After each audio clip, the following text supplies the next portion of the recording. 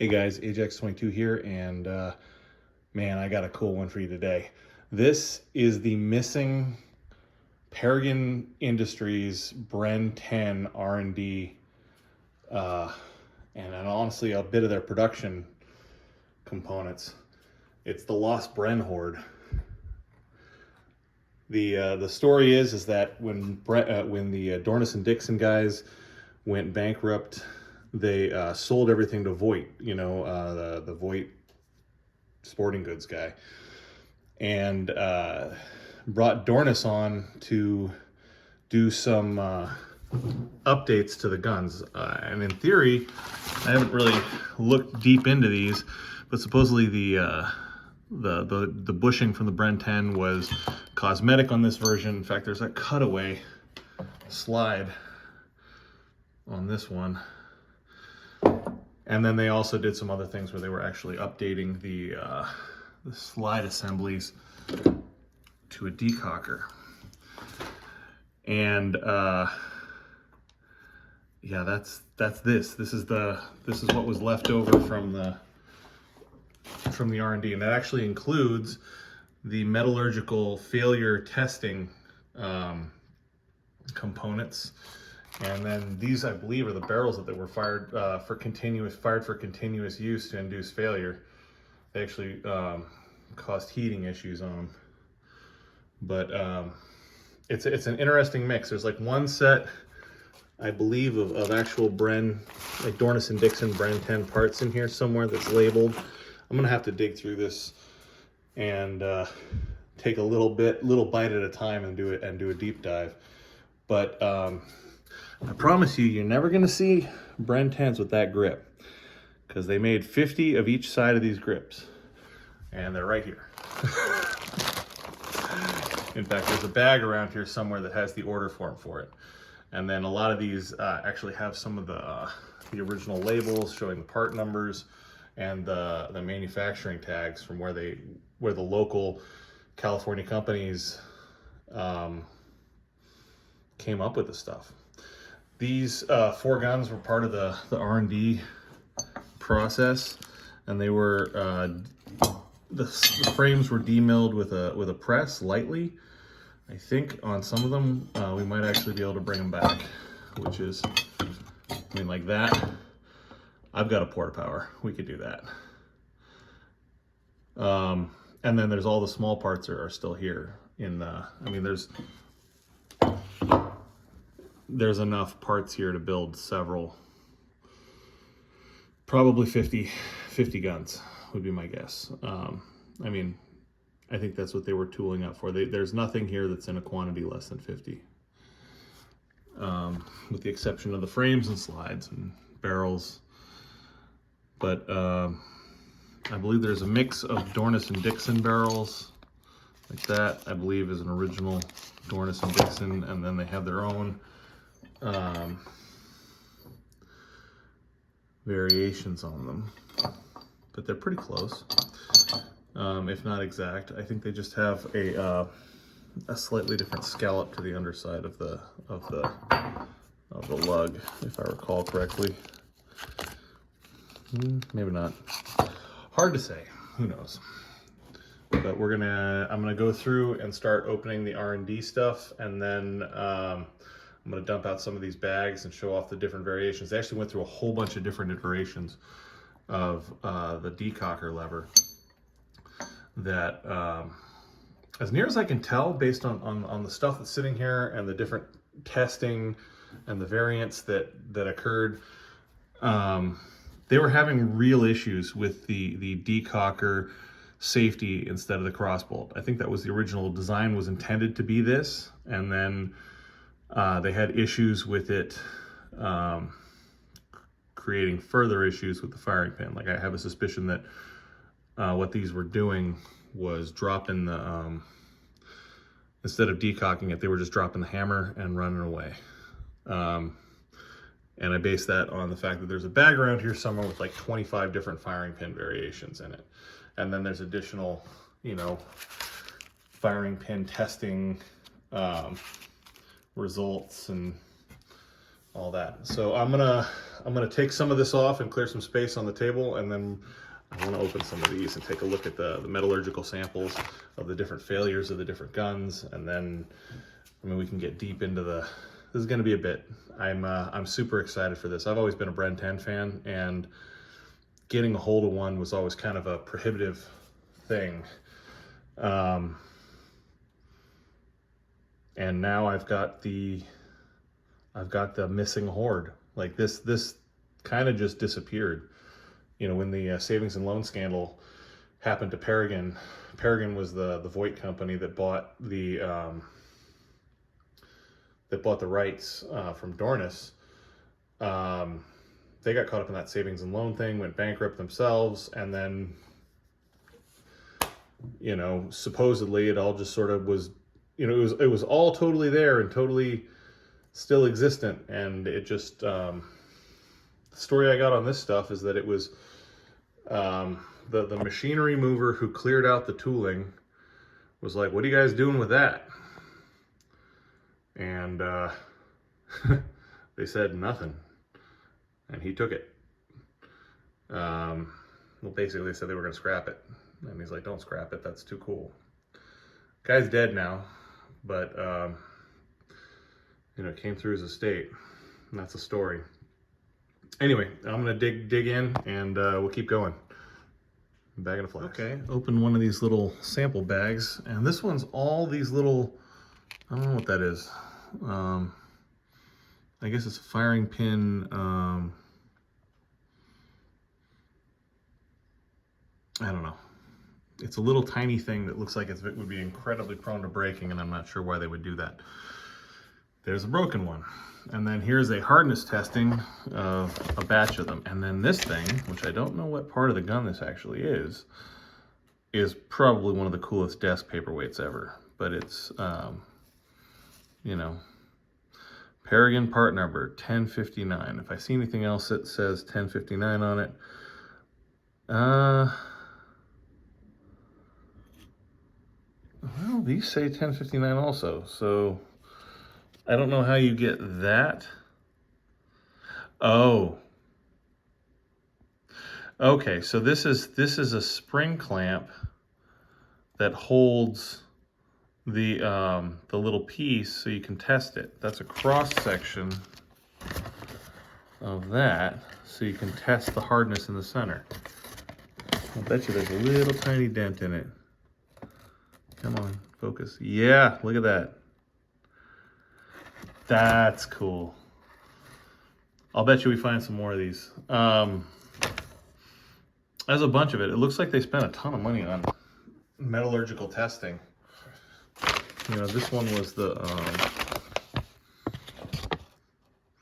micro and superficial hardness. AMS, that's these guys. Which I wonder if they're still in. I'd love to call them. The 90s wasn't that long ago.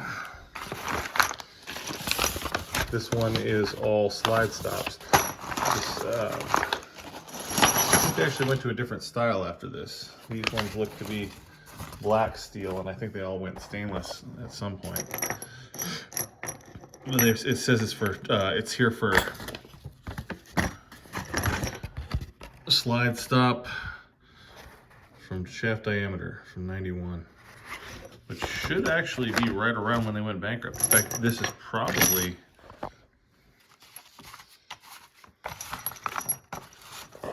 right around then.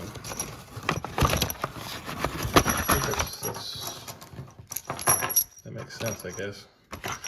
Spend all your money getting the doing it the right way. And then I get it done.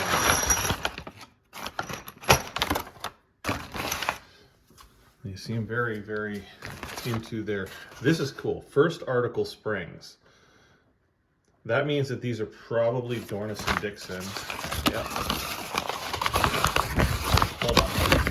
Apologies for the camera work. Yeah, check that out. These are Dornis and Dixon mag springs. I might actually need to use those. And the recoil springs. So first articles are the ones you copy. Put those back away lovingly. But, all right, hold on, I'm gonna reorganize this stuff. There's a lot. Okay, this one's pretty cool. This little baggie has the hammer that failed, and they potted it again, polished it. I don't know how people didn't keep these for desk trophies. That's pretty awesome. And then they did micro photography of the, well, this looks like inclusions, and then that looks like the crystalline structure at the break. The actual hammer itself is missing, but I'm gonna guess that's what it came in.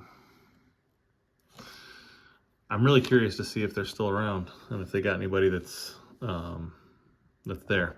Anyway, keep going. This is way more interesting for me than it probably is for you, but I'm still gonna do it. All right. Okay, this one actually had the slide stop in it that failed this time. You can see that it's, you know, pretty far gone. But they did a under magnification photography to check for inclusions, and then they did this, I believe, is the hardness test, micro hardness, which is super interesting, but I don't think this is off that same piece. Yeah, probably no describe. Gonna keep going through this. I'm actually, I think I'm pretty close to being done with the R&D stuff, and then I can get into the frames and then the parts. So one more R&D and then we'll move on. Pretty awesome. The last R&D sample was actually the same one from the little photo. I wish you could see the dots, but yeah, these are the coolest things. They're cast in a mold that has the tester on it, the log number, and then if you look at it, it all says peregrine on it. So they all show like what they were involved in. Anyway, I'm gonna move it all, clear the table of all the R&D stuff, and then we're gonna go through the bags of parts, and then we'll go do a deep dive into the condition of the frames. All right, moving on. We've got what appears to be a nice sized baggie of sear cages. Here's one that's actually assembled. These look an awful lot like CZ blocks. I'm actually very curious. I need to get a CZ out and do a side-by-side comparison to see if they're they actually used a true CZ or they just used a inspired by. These, I believe, are the safeties that they spent so much time putting work into. Actually, that's probably a slide stop. Yeah, if you look on this, that's the this thing. That's not a slide stop. That's, I guess, a frame-mounted decocker in addition to the slide-mounted decocker. Triggers. I'm very curious to see if they modified these. I need to find a Bren 10 to do a comparison with, to see if these will actually drop in. Because if these will work in a conventional Bren 10, and they should, this is like, you know, enough parts to keep us all shooting for years to come. This is the final article firing pins that they made. They made a 107. It's an odd number to make. But there's more in here too. All right, moving on. I don't know what that is. This is more sear cages. I need to actually sort through these, but some of them are made of different materials because it's got some of the prototypes in here that were not finished article. And seeing the amount of failures that they had, this actually appears to be a complete internals for a conventional Bren 10, based on the, I think it has a push button. I think it had a push button safety in there. Might be wrong on that. Could just be leftovers or bench sweepings. This plating discolored. So this is blems. It's dumb. I mean, I understand the need for having These are the grip plugs. And if you see, there's a few of them with these rings on them. These were actually made so they could be attached to a testing cart and left around with people who are not designated. Ooh, and magazine followers. That's cool. Between those two and this could actually get interesting. I might have magnets. Not to lose my train of thought, but I did. These are the trigger bars. They appear to be finished machined. There's one that's all assembled. That's pretty cool. I think those are probably Bren 10 also. This is cool. No firing pin lock. So that's a variant. It seems like most of the test stuff that we see is, ooh, hammer struts, is firing pin related. But it seems like they also had problems with the levers snapping. I don't know what that's from. That's probably a test. And that, oh, so these are the, these are some of the in-frame or in-slide decockers. And you can see these ones have reinforcing, because I found a few of these in here that actually had broken levers because they didn't have that web. And actually this is a couple of them. There's I believe that's the push button version right there. Cross hammer push button. So that, I might actually have a Bren. Yeah, see that's the push button version, I believe. It's either the, no, I'm wrong. Okay, I'm wrong. That's the part, that's the back side of the, that nests to that. And then that's the complete shaft assembly. That here, I've got one right here that actually on the back end of that. Isn't that crazy? I need to get a proper Bren so we can see it, but like, you know, that's the stuff we've been talking about for years, this existing, and then to actually see it in person. My ADD is going nuts with wanting to look at everything simultaneously. That almost looks like it's been modified right there. Let's, no, that's part of the design. Look at that. They did a bunch of different versions.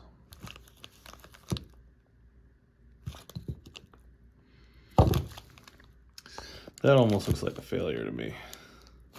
But those are Dremel marks. So somebody was playing with these slides, trying to get them to time.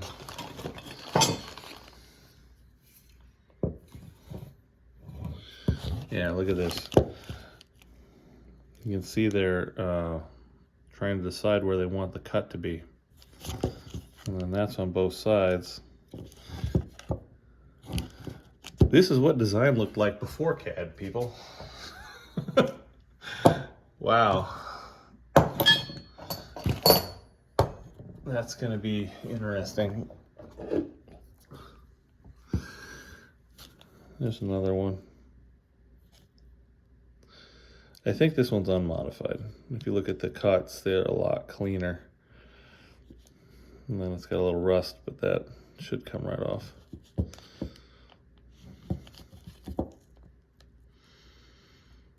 And I'm gonna guess that little bar right there is where that one little firing pin doodad thing shows up. And then the extractor. There's a bunch of different extractor variants in this pile. While I'm looking at these, interesting. So this one they were penciling out to reprofile to do like a, looks like a Beretta style. But yeah, see that's an unmodified lower portion of the slide.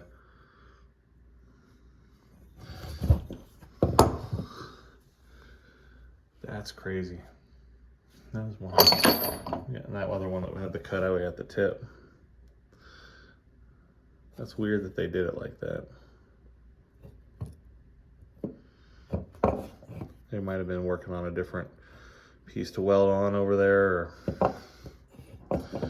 maybe they were cutting this one down. I did actually have a barrel that was shorter than the others, which I'm gonna guess is the full length was the Phoenix, and then the shorter one was gonna be something else. But that might actually be, they were getting ready to cut one down to make a prototype or something. It's fascinating. You could just dig into this stuff all day. Recoil springs and guide rods, that's awfully useful. I believe those are the same. Another in the bag barrel. I'm gonna guess that's a Dornance and Dixon, because none of their stuff seemed like it came in prepackaged.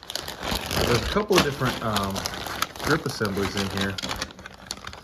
Kind of bagged them all together. You know what? Movie magic. There you go. Yeah. I don't know what that is. Might have been the personal gun of Voight, maybe. Don't remember Voight's first name. See, these smooth ones, I think, are the actual Bren 10s, or they're the early production. But the actual Phoenix ones with the very Ruger-esque looking little bird on the side, these never came into production.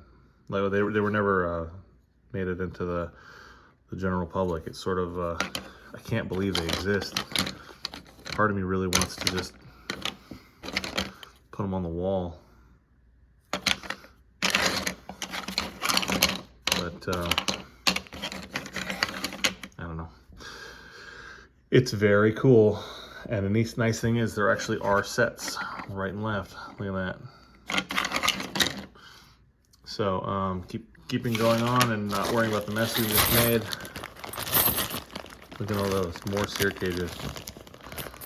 If these are compatible with CZs, I'm set to do trigger jobs on CZs for the rest of the time.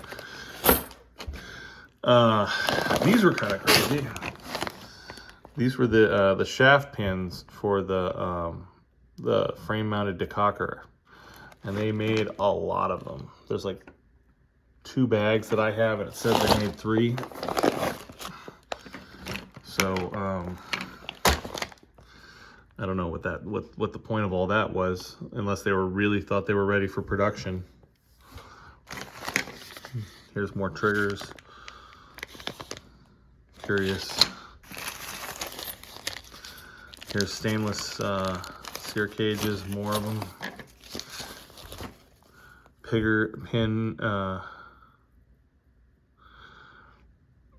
Pin trigger bar quantity 50. So this would be for the pivot for the trigger on the trigger bar. And then that's another one of the failed tests. There's a lot of these. There's actually in one of the random bags, there's a whole extended chain of extractors in different configurations. I think they were having issues. And then these are, yeah, these are all bench sweeping, failed parts, different variations. Yeah, some of them probably good parts. Just you can see inside there that all the extractors have been worked. These are the back of the slides.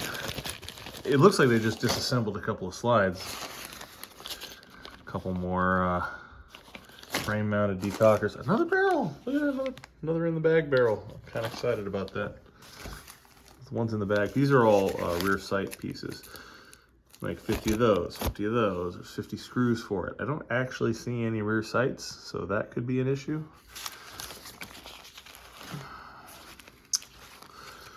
But hopefully at least one of these got one. No. Well, that's going to be an issue at some point. Yeah, you don't gotta actually have sights to see what you're shooting at, in theory. I'll bet you there's something in one of these. These actually look pretty polished, more finished than some of the others. I'm gonna guess those because of the detent, the pin with the lanyard. I'm gonna guess this came out of a test fire gun.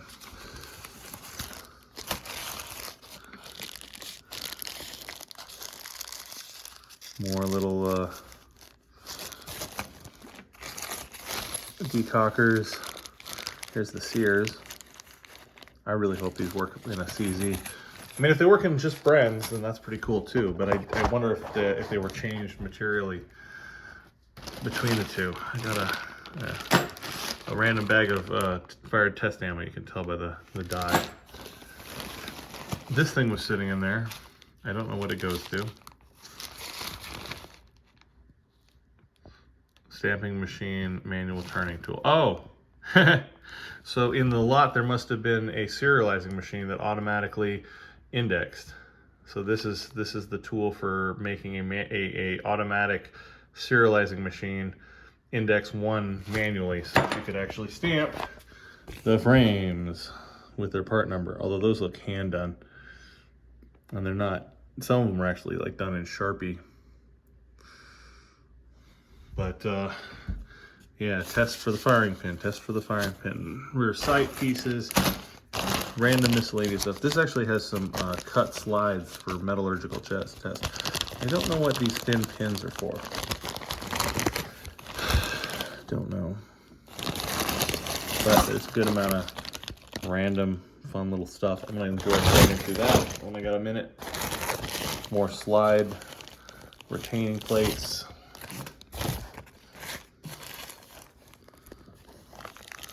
Roll pins, not sure what those go to. And then just some random loose. These actually look like Bren 10 parts. So you got Bren followers, spring. Looks to be some kind of recoil buffer. Bunch of magazine base plate. GW winner's circle. No idea on that. And I guess 1 round of 10mm ammunition. That's pretty cool. All right, all that stuff moves, and we actually get into the fun. So serial number 120 on this.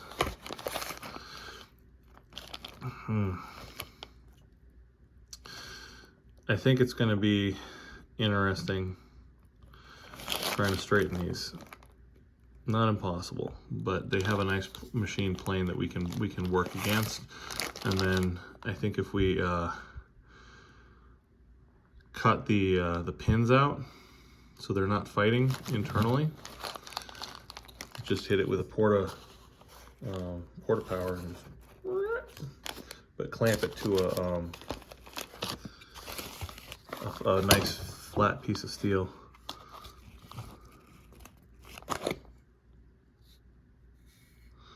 That's gonna rumple. I mean, it's gonna rumple, but yeah, it's very cool. Definitely shot the heck out of it. All right, next up.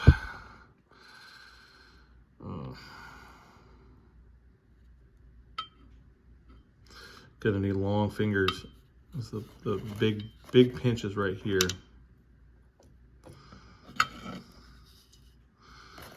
And then if we can get it open, then we work on getting it straight. It looks like the rails are internal only in the front section and the rear section. I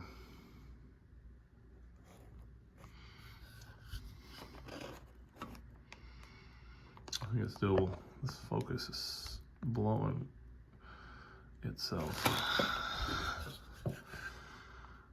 This is number T15. I think they made 25 of these all in. Or at least the frame components for 25.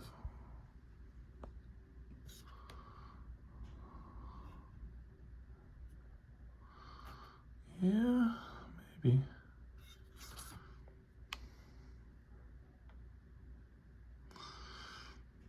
have to be judicious about it. Work it out slow. Probably heat treat it so it doesn't crack, and then reheat treat it back. Fun times. Oh, apparently I have a 40 Smith & Wesson barrel too. I did not know that there was a 40 Smith & Wesson barrel available for the Bren 10, so that might be one of their innovations. That's 10 mil. Yeah.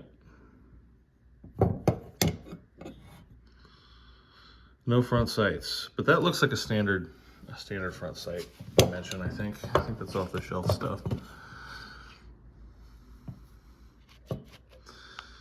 Very curious.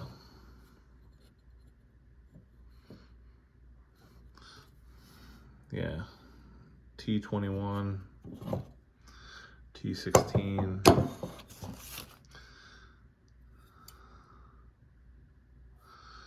Nothing, but that might be just because it wasn't a test. It was a constructed. There's T17.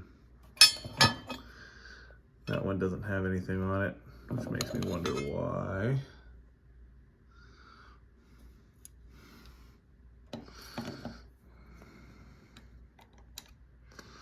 It's a weird system for the barrel. That's not a lot of, like in lockup, it's pushing it down on the bottom of the barrel, but I don't know how good that actually would hold.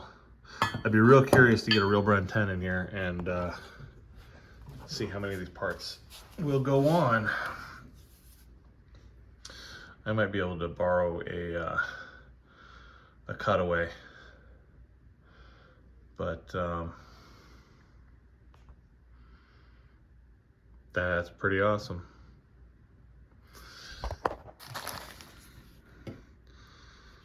Gonna be a lot of work. And I'm gonna need to get a very heavy table to clamp everything to try to work towards flat, because otherwise the hydraulics will be a problem.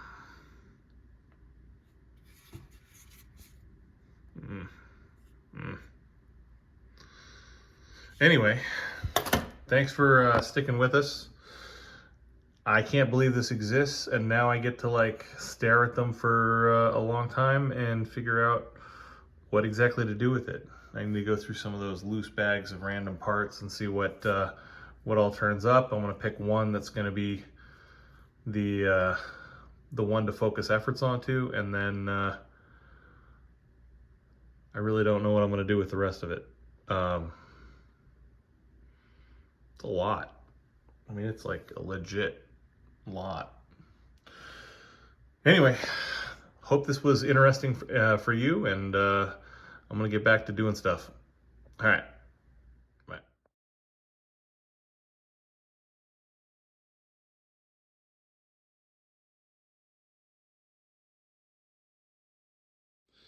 Okay, guys.